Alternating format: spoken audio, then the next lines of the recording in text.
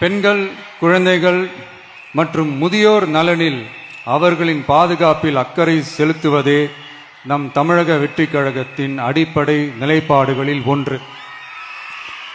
இதை நம் கட்சியின் முதல் மாநில மாநாட்டிலேயே அறிவித்தோம். அதன்படி அதற்கென தனித்துறை, அதாவது தனி இலாக்கா ஏற்படுத்தப்படும் என்று அறிவிப்பு செய்யப்பட்டது. முதல் மாநில மாநாட்டில் அறிவிக்கப்பட்டது போலவே பெண்கள், குழந்தைகள் மற்றும் முதியோருக்கென தனி இலாக்கா உருவாக்கப்படும்.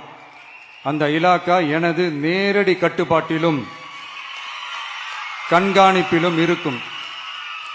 சமரசமற்ற பெண்கள் பாதுகாப்பை நோக்கி பயணிக்கும் நம் கனவு நனவாவது உறுதி என்பதை நமது தேர்தல் முதல் வாக்குறுதியாக சொல்வதில் பெருமை கொள்கிறோம்.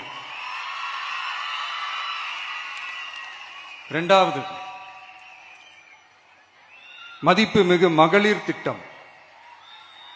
மக்கள் பணத்தை மக்களுக்கே திருப்பி தருவது எப்படி ஓசி என்று கேலிக்கு உள்ளாகும், எப்படி இலவசம் என்று ஏளனமாக பார்க்கப்படும். இப்படி வரையறுக்க எந்த அரசியல் கட்சிக்கும் எந்த அரசியல் தலைவருக்கும் உரிமை இல்லை என்று தமிழக வெற்றிக் கழகம் ஓங்கி உரைக்கிறது. இந்தியாவில் நம்பர் 1 இல்லாத மாநிலங்களில் கூட பெண்களுக்காக மாதம் வழங்கப்படும் தொகை அதிகமாக உள்ளது. ஆனால் நம்பர் 1 மாநிலம் என்று தனக்குத்தானே தம்பாட்டம் அடித்துக் கொள்ளும் வெற்றி விளம்பர மாடல் திமுக அரசில் மகளிர் உரிமை தொகை என்ற பெயரில் வெறும் 1000 ரூபாய் மட்டுமே வழங்கப்பட்டு வருகிறது.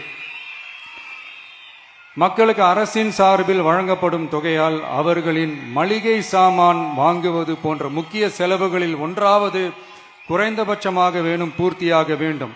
அந்த எண்ணத்தின் அடிப்படையில் யோசித்ததால் நாம் அமைக்கப் போகும் மக்கள் அரசு இனி 60 வயது வரை உள்ள அனைத்து குடும்ப தலைவிகளுக்கும் மாதம் 2500 ரூபாய்